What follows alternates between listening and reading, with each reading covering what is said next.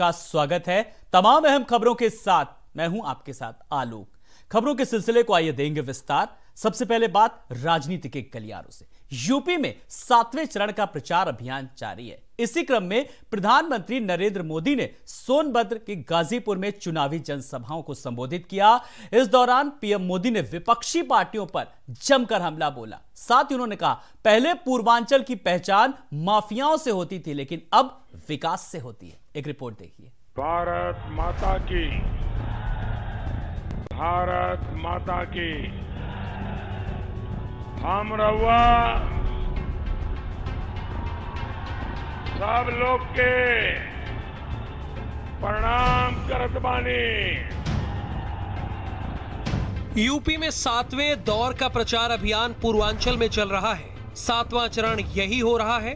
इसी क्रम में पहले प्रधानमंत्री नरेंद्र मोदी सोनभद्र के रॉबर्ट्सगंज में चुनावी जनसभा को संबोधित करते हैं और फिर गाजीपुर में चुनावी जनसभा को संबोधित किया।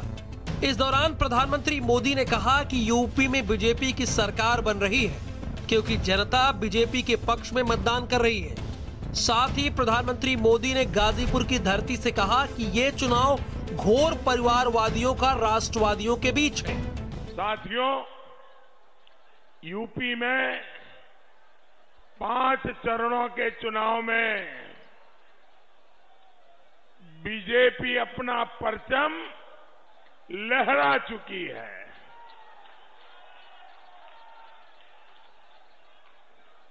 बीजेपी की सरकार बननी तय है। डबल इंजन की सरकार को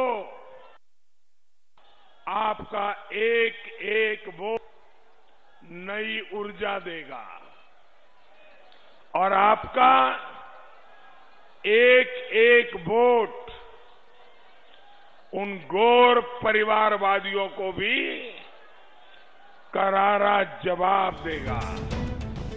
प्रधानमंत्री नरेंद्र मोदी ने कहा कि पहले इन इलाकों की पहचान माफियाओं से होती थी, लेकिन जब से बीजेपी की सरकार बनी है तब से गाजीपुर और रॉबर्ट्सगंज की पहचान विकास से होती है।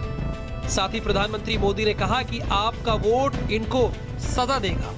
कुल मिलाकर प्रधानमंत्री नरेंद्र मोदी ने पूर्वांचल की रैलियों में विपक्ष पर ताबड़तोड़ प्रहार किए। सरकार ने सोनभद्र को आकांक्षी जिला अभियान में शामिल किया है।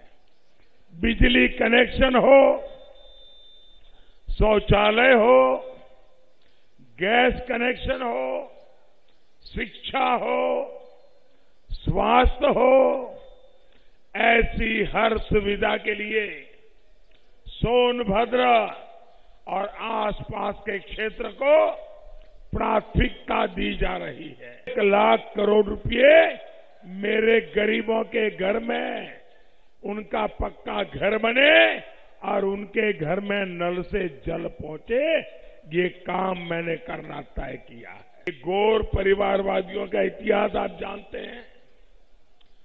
चुनाव में वो यही खोजते रहते हैं कि अगर सरकार में जाने का मौका मिले तो कहां कहां खजाना है, उसी पर उनके डोरे रहते हैं, उसी पर उनकी नजर रहती है।